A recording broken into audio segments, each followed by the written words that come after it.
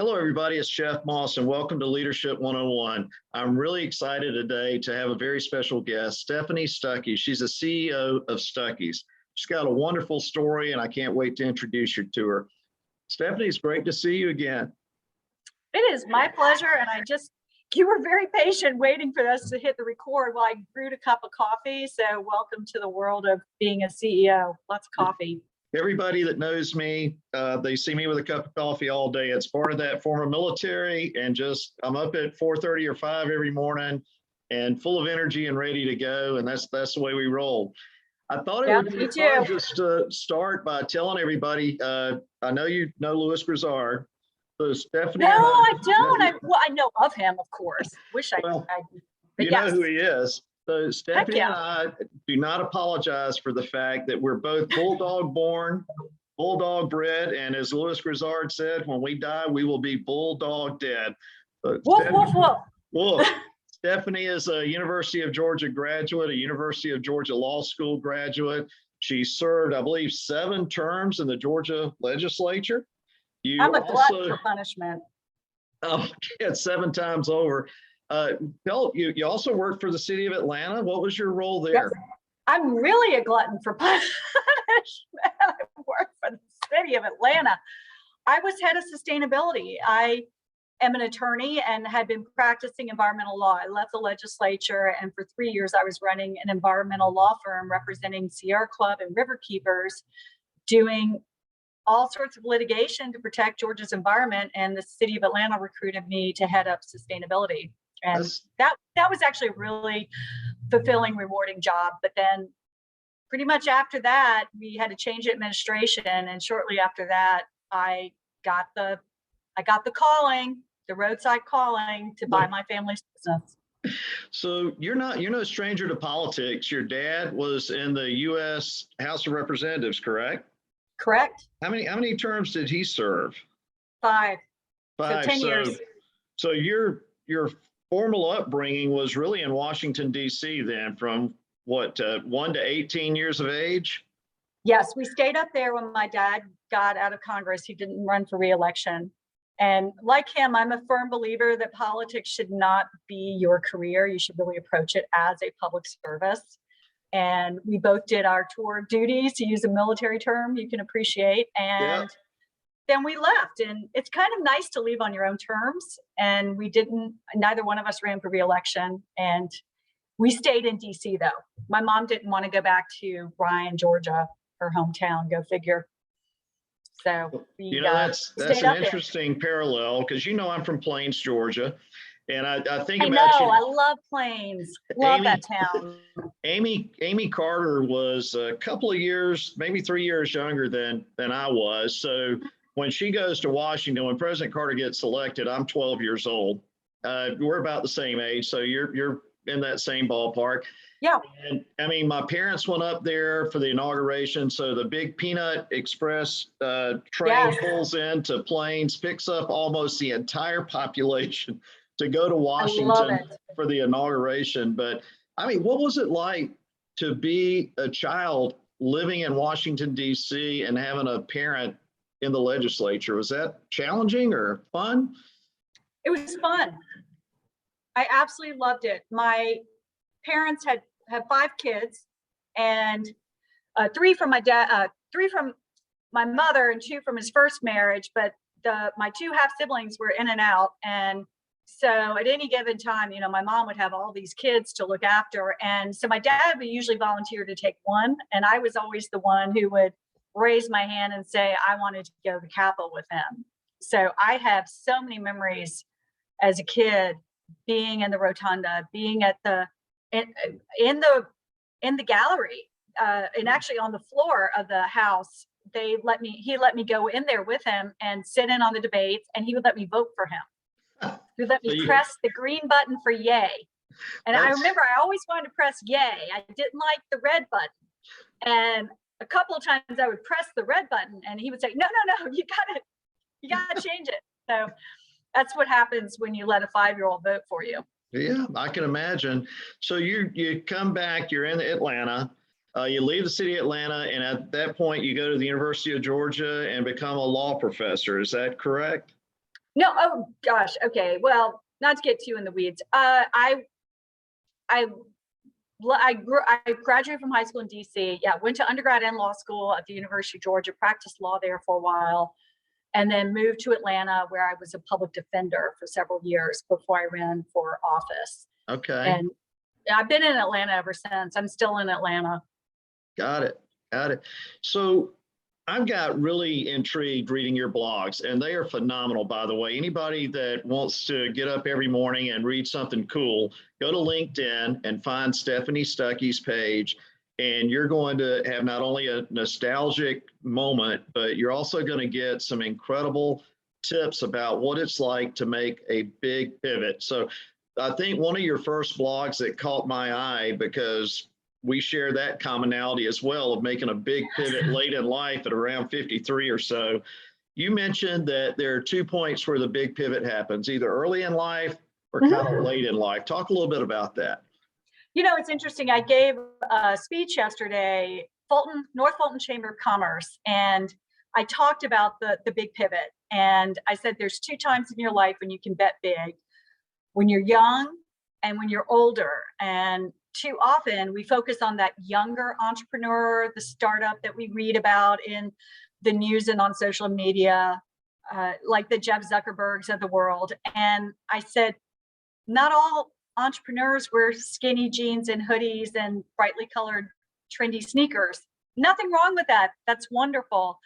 But I said the absolute best time, I think, to have a pivot and bet big is when you're later in life. My kids are older, so I'm not as consumed with having to deal with childcare. I have good credit rating. I was able to get access to a loan. I had some personal investment that I could make. And most importantly, I had emotional maturity. And it was interesting because when I said that, it's the first time I've said it in a talk, everyone just started applauding. Wow. The room just erupted in applause. And of course, the audience, I looked around like, okay, they're mostly in their 50s, so they get it.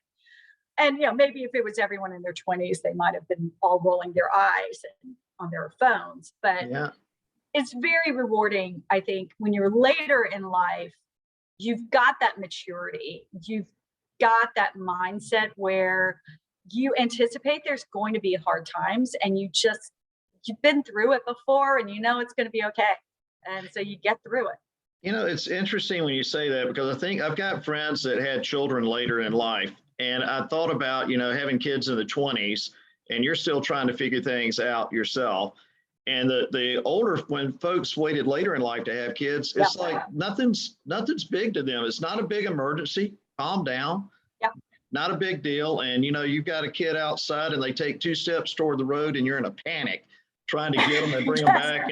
And your older person is going, they know better. They're coming back. Don't worry. It's not time yet. Let them get a little closer. Emotional intelligence. That's a great analogy. Yeah. That's a great analogy. Very similar. So you've been in this gig. So just to clear everything up for everybody, Stuckey's is a family business. Stephanie's grandfather started Stuckey's in 1937, I believe. Good memory. And it was the first basically roadside stand, and he was selling his wife's, you say it, pecan or pecan? I say pecan, but I'll tell you what my grandfather said. They're pecans when you pick them, pecans when you sell them. I like it. And we're both from South Georgia, and you may be like me. I say pecan, and it's embarrassing if I'm talking. I do a lot of pitching. You can relate, trying to get a little, drumming up some money for the company. And I'll be talking to New York investors, and I'll say pecan and y'all. And every now and then I even slip up and say reckon. Yeah. I don't say fixin' too, okay, because my mother would, the English teacher, have a fit. But I think whenever I do that, I've lost the pitch. I was about to ask you if you say fixin' too. It took me forever. And I'll tell you another thing. My sister-in-law broke me from saying, where's it at? Every time I would say that, she'd say behind the at. And I'm like, what? It's like, where's it at? Behind the at? Where is it? Speak properly. Yeah. But I've told what about and them? Yeah. Skeeter and them are Skeeter and them. At the lake today, Ewins, y'all. grown up in Washington, D.C., but my mom is from Ryan, Georgia, and my dad's from Eastman. And I'll never forget, I went to this grade school with all these diplomats' kids and congressmen and senators' kids and a lot of wealth at my school. And I was saying yes, sir, and no, ma'am. And it was a very hippy dippy school too. And that the principal took me in and said, you are not to say ma'am and sir. And my mom got so mad. She went in and talked to the principal and she said, listen, sir, we are from the South and my children are going to say sir and ma'am. Yeah. It's such a nuance. I told somebody the other day that I've spent some time in New York, lived up there, and they love to hear me say sugar. And I guess it sounds like sugar to them, but sugar. And hear us talk, and it's amazing, that when folks start talking about stereotypes, they think everybody from the South is just genteel and laid back and drink sweet tea and nothing bothers you. And then they meet me, and I'm a ball of fire. I'm ready to go. I'm an activator. Let's get this done kind of thing. And they're like, wait, you're from the South. And I see that in you. I mean, you're not apologizing at all for what you've done in life up to this point, but gosh, looking at what you've done. So Stuckey's was bought out a number of times, and basically it declined through the years. And then suddenly at 53, you get a call, hey, Stephanie, you want to buy the brand back? Yeah, that's exactly what happened. Completely unexpected, minding my own business. That's usually when you have these pivotal life changes. They kind of sneak up on you and tap you on the shoulder when you least expect it. My father and his business partners got the company back in 1985, but they were running several other businesses at the time. And frankly, Stuckey's was not generating revenue. It was on life support. And they had other businesses that were more profitable that they rightfully were focusing on to generate the revenue for their businesses. So lots of credit due to my dad and his business partners for getting the brand back, stabilizing it. They did a lot of good, but they had all retired about a decade ago and just left a skeleton crew keeping the company alive, all of whom were very competent, but there were just limited resources and not a lot of attention had been paid to the company. And it needed some oomph. And so I got an email. I have to say I was very flattered. I thought, wow, I've never run a company before. They think I can do this. I was really kind of puffing myself up a little bit. Right. And then I looked at the financials and we were 6 figures in debt. Then I called my brothers and my cousins, my grandfather's grandchildren. Right. Turns out they had all been asked. How far down the depth chart? It was the last one. They were like, oh, we already turned that down, Stephanie. Well, they probably knew you were an attorney and were concerned. So let's go for the lower hanging fruit first, and then we'll go for Stephanie last. I don't know, but I will say they are all rooting me on. I have no bigger fans than my own family. Although sometimes in a family business, people have asked me like, how do you make it work in a family business? I bought my dad out. That's how I made it work. And I love him. He supports me, but he's also can be a harsh critic. And there's a bit of that tough love in there. When I first was going to buy the company, I sat down with my dad and sought his advice. And he said, well, you've never even run a lemonade stand. What makes you think you can run Stuckey's? And I posted about this. It took me a while to kind of share that story because I didn't want to present my father in a bad light. But that's the honest truth. And I think quite often when you're in a family business, you do get harsh criticism or a reality check or tough love from the people you're the closest to, from the people you love the most. But I bet and it's not good, it's not bad. It's the way it is. And I'm glad I had that dose of reality because I hadn't run a business. What made me think I could do it? Do you think that comment, though, in and of itself lit a fire in you to say, I will show you? Yes. I'm going to show you? Wow. Yes, I'm totally grateful for it. And when I made it, and I made the company profitable, and I got us out of debt, of course, the first thing I did was send the financial report to my dad. And he said, I'm so proud of you. Wow. That's good. And I said, you know what, Dad, maybe I can't run a lemonade stand, but I can run Stuckey's. And he said, I know you can.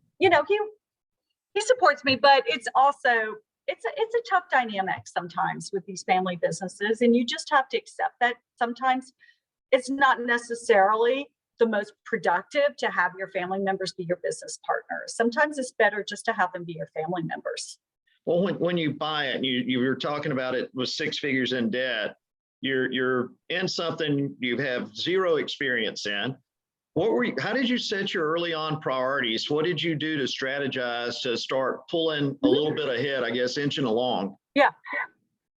Well, we had a small team, and we sat down and we worked on a strategic plan, and I sought help. There are actually a lot of resources out there that are free or sliding scale for small businesses. And I think too often we think we have to go to paid consultants that are beyond our budgets, when there are things like, I went to the University of Georgia Small Business Development Center. Yeah. And they will help you with writing a business plan. And you can also just Google how to write a business plan, or get on YouTube, type in how to write a business plan. There are formats out there. So I wrote a business plan, and then we revised it within the team. I got a draft. So we had a plan. And then I realized very quickly, the important thing is to find the healthy business inside an unhealthy business. So if you're losing money, really try to figure out what's working, what's not working. And it's hard sometimes in a family business because it gets to be emotional, but you have to let go of what's not serving the business. And so in our case, unfortunately, you see a store in the background. This is what we look like in our heyday. There's only 20 of these original freestanding stores, and we don't own or operate any of them. There's 68 locations total. Some of them were stores within a store. They all pay us a licensing fee, but the stores are very challenging because we don't own them, we don't control them. And I realized I was trying to put a lot of effort into improving stores that we don't own, and I have very little opportunity to improve that. And we were making 80% of our revenue from the sale of pecan log rolls and candies and snacks and other products that we distribute. So I hunkered down on that end of the business. I got a business partner. Jointly, we bought a manufacturing facility with an SBA loan. And we now shell our pecans ourselves, make our candy ourselves. And we have a fundraising business that we acquired as well. And that's how we've gone from 2.4 million gross to over 12 million gross profit. Wow. I mean, I'm sorry, gross sales. Our profit is a little over 2 million right now. Okay. Well, that's great, because I mean, you come in, you're minus 6 figures, and in what, 3 years? Less than that, 2.5 years. And it's through selling the product, and it's through retail partners. So we're selling to anyone who will buy. So like you and I were talking about corporate gifts, we'll sell you corporate gifts. Right. We'll sell to hotels, we'll sell to grocery store chains, we'll sell to C-store chains. We're getting into the different distribution programs. There's lots of distributors out there. So we're learning the ropes of how to work with Core-Mark and McLean's and all of the other major distribution networks out there to sell our product. So how important is that name on that store behind you? I mean, I love your road trip stories. Tell everybody about the growing up, Stuckey's, being a Georgia boy. I mean, they were everywhere. We saw them all the time. Road trips, we stopped at Stuckey's, the 2 pumps, get some fuel. And I love your t-shirt that says, what did it say? I ate here and got gas. Eat here and get gas. Eat here and get gas. It's classic. It's classy. Yes, That's a classy shirt.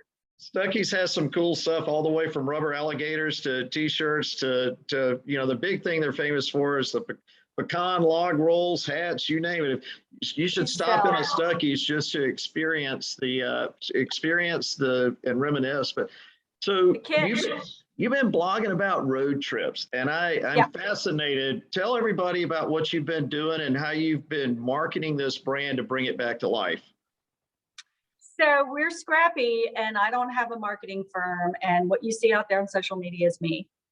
I do have a wonderful freelancer who helps me with the Stuckey's corporation sites on the social media channels, but all at Stuckey Stop is my handle, and then LinkedIn is just Stuckey. That's all me personally putting my story out there.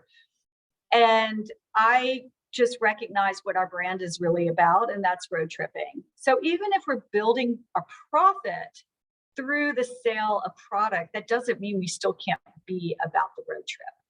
It's like if you're selling Hawaiian shirts, what you're really selling is the beach experience, even though you may be buying that Hawaiian shirt at a department store in New York City, right? Yeah. I put this cowboy hat on and I feel like I'm at a Texas 4th of July parade. So it's more how the product makes you feel than anything else. And so I want, when people bite into a pecan log roll, whether they bought it at their neighborhood grocery store in California, or they're on a road trip and they actually bought it at a Stuckey's in Florida, I want them to think about seeing America by car. Yeah. And so that's really what's driving everything. You just figure, what is the brand really about? And then you build around that. And to me, marketing is storytelling. And everything can be a story. People want to feel like they're part of something, right? This mug is not just a mug. This is about when I went to the Big Daddy Don Garlett's Drag Racing Museum, and it was so much fun. Highly recommend it. When the kids were growing up, we started out with a camper. I wrote a blog the other day about the first experience. So when I was a kid, we had a pop-up camper. We graduated from that. Dad got rid of it eventually, but when I started dating my wife, Camille, right after high school, her parents were big time campers. I didn't know a lot about it. Unfortunately, my camping experience in the Army, I don't even want to talk about. 6 months in the desert during Desert Storm. I don't tent camp anymore, and I never have since then. That was a terrible experience, but we road trip with our kids. We took at least 4 West adventures. So when you were writing about Route 66 the other day, it took me right back there. And it's all about creating memories, right? Yes. Yeah, and building a community around those shared experiences and that shared passion. And I'll give you an example. The other day, somebody messaged me and said, I love reading about your road trips. Have you ever seen the Big Chicken in Marietta? And come on, from Georgia. Yes, of course. So I thought I'll do a post about that. And that post got crazy engagement. Last I checked, it was like 80,000 people had interacted with that post in one day. It hasn't even been 24 hours when I checked in. It was at 80,000. So it just shows the power of that community. People tell me what they're interested in, and then I respond, and we're just, it's a interaction. It's a relationship.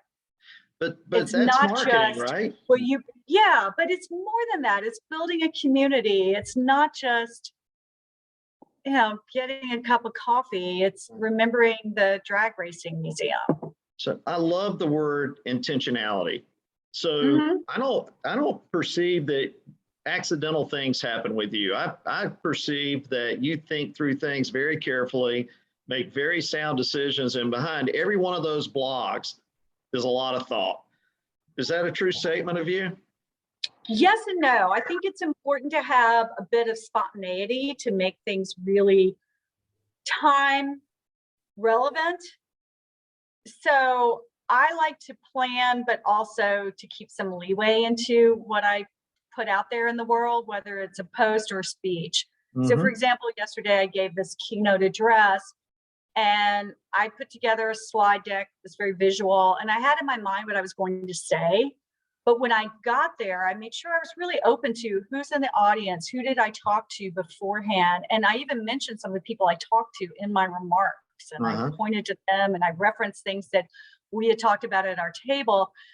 So I think it's always important not to be so rigid, that you put some flexibility in it.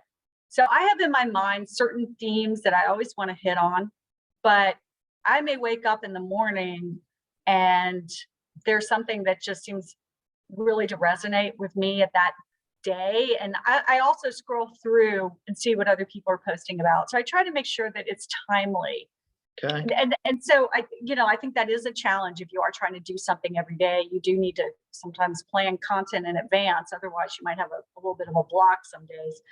But it's important to have some fallback, but work in some something that's So just a little spontaneous. I agree. Yeah. You know, the other thing that I think is really important that we hit on and talk about is in business integrity. So another blog that you wrote that really caught my eye, you're wearing a banana hat and you're talking about the $1,000 club and all the people that Stuckey's owed money to.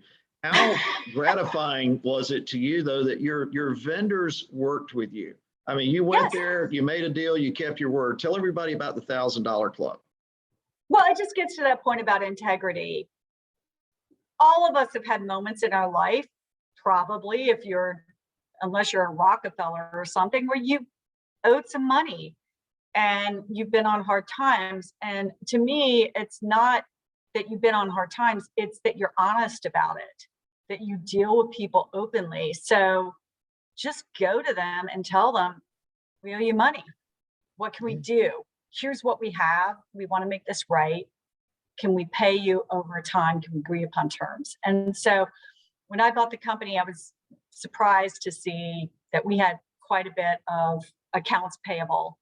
And so we just started going through it every single month. We would have a standing meeting at a certain date and time, and we would just go through the accounts. And we decided to be proactive, and we put them all on the $1,000 club. And our CFO, who's amazing, reached out to them and said, we'll pay you $1,000 a month till we're paid in full.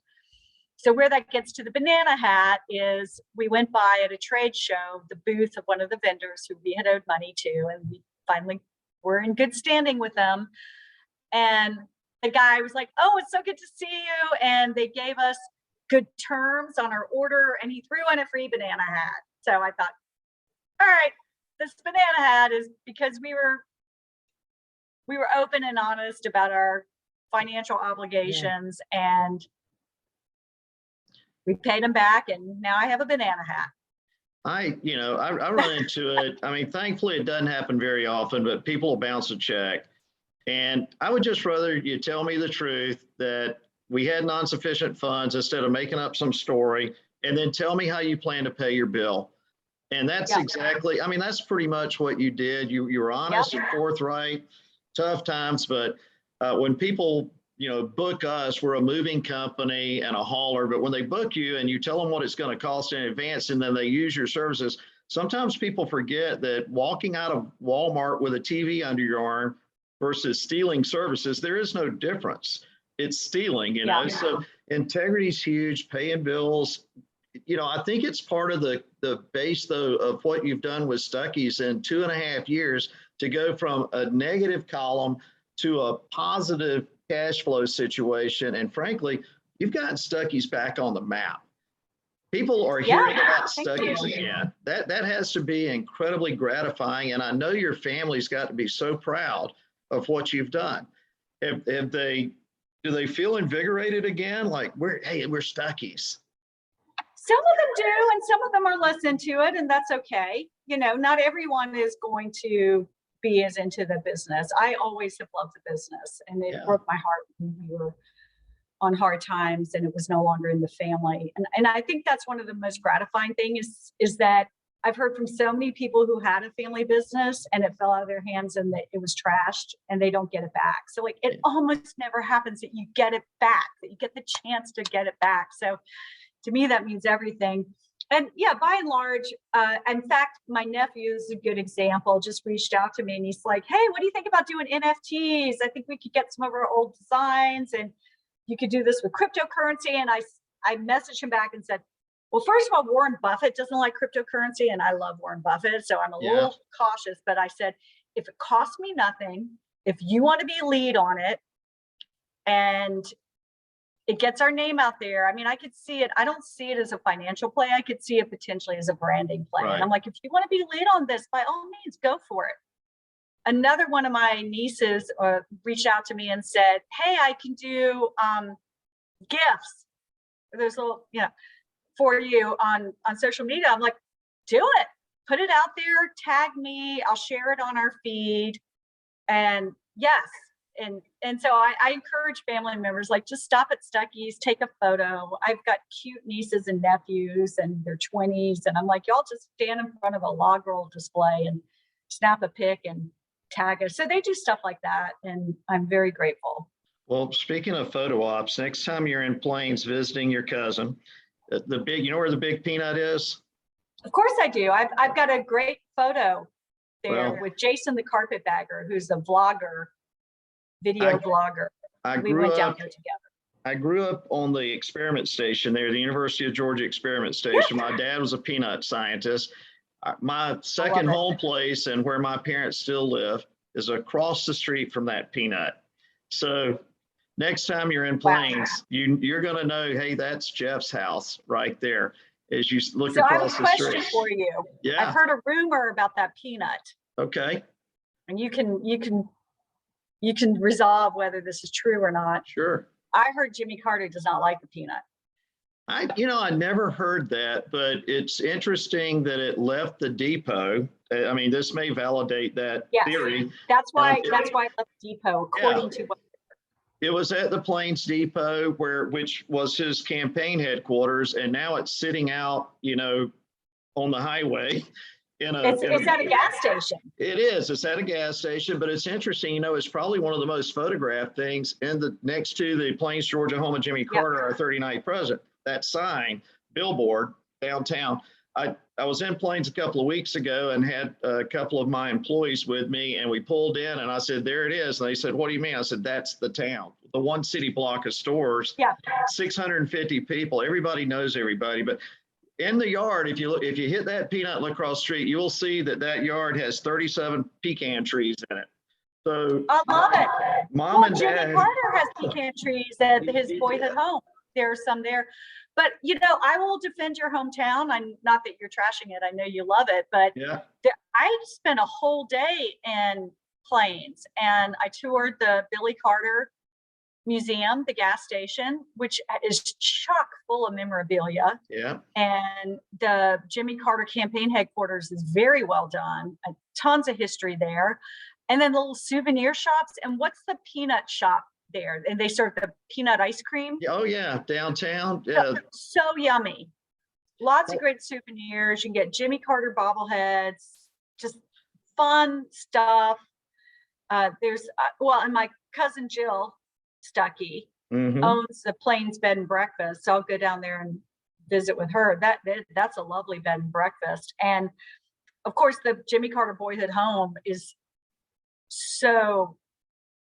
it's just like, it's not just history of the president. It's President Carter. It's the history of farming and agriculture in the South. So there's just a lot to learn by visiting people that town. that didn't grow up like that can't fathom, what life was like in an environment like that on a farm, because you had to feed.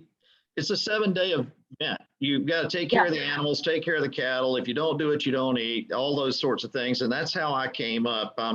When I'd have spend the night company over from school and went to school in Americus, and folks come over to spend the night, Dad put them to work on Saturday. So it was almost a challenge for me to get friends to come home for a sleepover, because Daddy had 5 extra hands on Saturday morning, that he wouldn't have had. Gosh. So Daddy worked people, and my dad's 92 now and just going like a train. Wow. He never stopped working. And I think, so the late life pivot, Dad never did that. Dad was kind of institutional, being a teacher, working for the University of Georgia. When I told him I was leaving corporate America and doing this, I had a similar experience of, are you sure you want to do this? You're giving up the security, you're giving up this, you're giving up that. And I said, Dad, it's time. I'm ready to go. I'm ready to take this pivot, try something new. I'm ready to sign the front of the check, not the back of the check. And let me tell you, when I went to our Atlanta location and spent several days with my friend that owns that location, it was payroll week. And he showed me his payroll, and I nearly had heart palpitations and flutter. I about had a panic attack. I'm signing payroll today for the same amount of money that 4 years ago he showed me that gave me a heart attack. And it's gratifying because it means we've made it. We've stepped out there, done this thing. So I'm with you with the Stuckey's experience. My excitement level about what you're doing is not only reviving that business and that family name, but my goodness, you're putting people back in touch with yesteryear. you're putting people back in touch with memory making. And talk a little bit about that, and what's your future plan? What's the next step for Stuckey's? Yeah. Well, thank you for that. And I will say it's just super gratifying when you actually write checks for other people, right? Yeah. There's just something so fulfilling knowing that, and it's also absolutely terrifying, right? You wake up at 3 a.m. like, dear God, help me make payroll. And I welcome the day when I don't worry as much about that. But it's really a wonderful feeling that you're helping, hopefully, to create wealth in your community and for other families. So future of Stuckey's and past, I like to say I'm honoring the past, respecting the past, but moving forward with this brand. So it's a fine balance if you've got a nostalgic brand, because you do want to be very respectful of where you came from and you want to honor it, but you don't want to live in the past, right? Honor the past, don't live in the past. So it's a blend. And I really try to think of what's the commonality with where we've been and where we're going. And that all comes back to the experience of the road trip. Yeah. So as we grow the brand, I see our future, at least in the short term, we've got to drive revenue. We're profitable, but I say we're ramen noodle profitable, right? I am still living off my Airbnb, to be honest. I'm not pulling a salary right now. We're reinvesting everything back into the company because it's that important that we grow right now. I think we're at a critical juncture where we need to build what we're doing at a rapid pace to really get this brand out there. There's a lot of opportunities. I want to take advantage of them before they expire. And so we're trying to grow the brand to meet the demand. And that's in the manufacturing space for now. So immediate short term, we're frankly doing a capital raise right now. We're trying to get $5 million raised between mostly debt finance, but we are open to some equity financing within the terms of our SBA loan. And we're going to expand to a distribution facility that we own and operate in Augusta, along with a expanded production capacity. So we've got more candy equipment that we're acquiring, and we need to have more capacity for that. So we're growing that, and then longer term, looking at growing the store presence. But that's going to be later. We need more financing for that. We need more operational skills. And I really don't see us doing a big national chain. I see more having a handful of very brand forward locations that are used almost to just test out new concepts and to promote the product. So selling the product is how we are driving the growth of this company.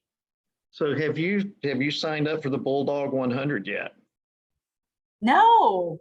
You need to do that. I think you may have to wait a little longer, because I'm a little bit ahead of you in terms of years.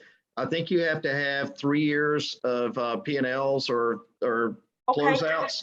And I would love that. Yeah, the Bulldog 100 it's basically the top 100 entrepreneurial Bulldog businesses that are Bulldog owned. So I follow that list. It's really cool. So you've applied.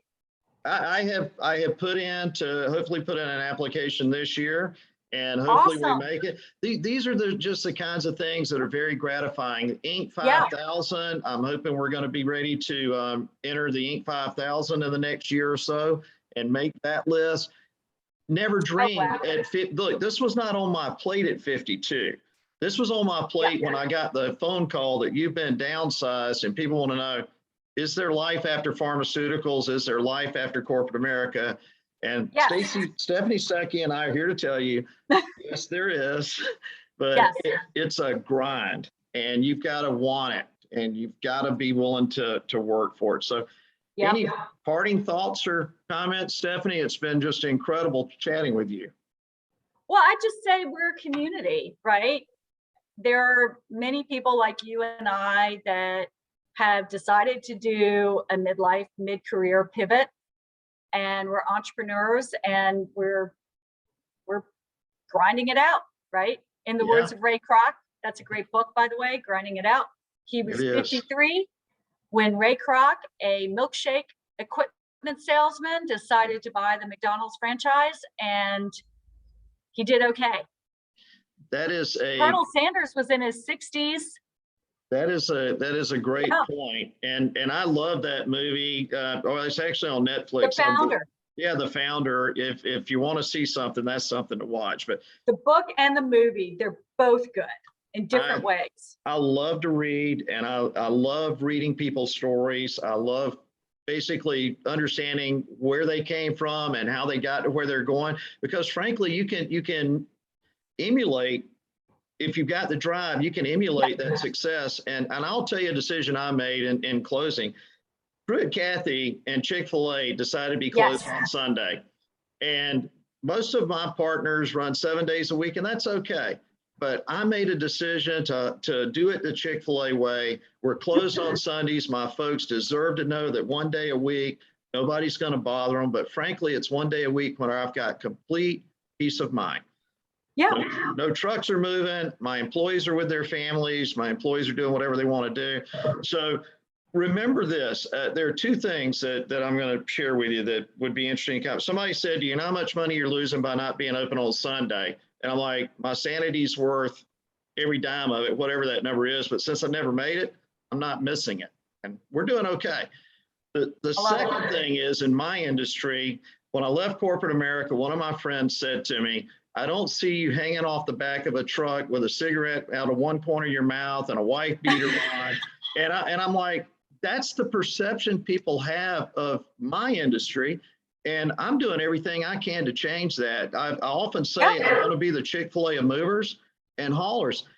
What's your experience with Stuckey? I mean, I love the mission statement you read at the end of the Georgia. You spoke at Terry College. Have you got that handy? I would love to close. I don't, but I can kind of paraphrase it. I mean, basically, I sat down. I think it's important some days to just really put pen to paper. Actually, I try to journal a little bit every day, but write down what you believe in. So this was a bit of my manifesto. And I was also inspired by REM. They have a song called I Believe. I had just been listening to that song, and I like the cadence of phrasing and the words. So I just wrote down what I believed in. And I had a photo of me standing by a boiled peanut stand.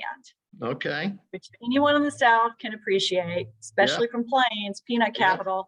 So I said, I believe in roadside stands that sell boiled peanuts and farm fresh picked tomatoes and quilts that are homemade and cherry cider fresh from the farm. I believe in these special places that you only find at Roadside America, the world's largest ball of twine, and the Lunchbox Museum. And this is very personal to me because my grandfather founded Stuckey's in 1937 as a roadside stand selling pecans and grew it to its peak to 350 plus stores, and we lost it. Yeah. We got it back. It's what, 900 billboards or 9,000? I can't. 4,000 billboards. So, I believe that pulling over to visit a farm fresh produce stand, or visiting the Cowboy Museum, which I have been to. Yeah. Visiting the world's largest brick, which by the way is in Montgomery, Alabama. I think that can be just as much a cultural experience as seeing the Museum of Fine Art in New York City. And I think that is just as special to America as some of these more lofty places. So that's what I believe in, and that's our brand. And that's what I'm all about. That's what I'm going to be working on. I love for a long time. Well, Stephanie, I'm going to continue to follow you. I hope everybody takes the time to watch this presentation with you. Leadership 101 it seems like such a simple thing, but it's all about decision making and judgment and trying to do what's right. And when you're doing the right thing for others and you're vested in what you're doing, and you believe in what you're doing, you can revive a company from six-figure debt to profitability in 2.5 years.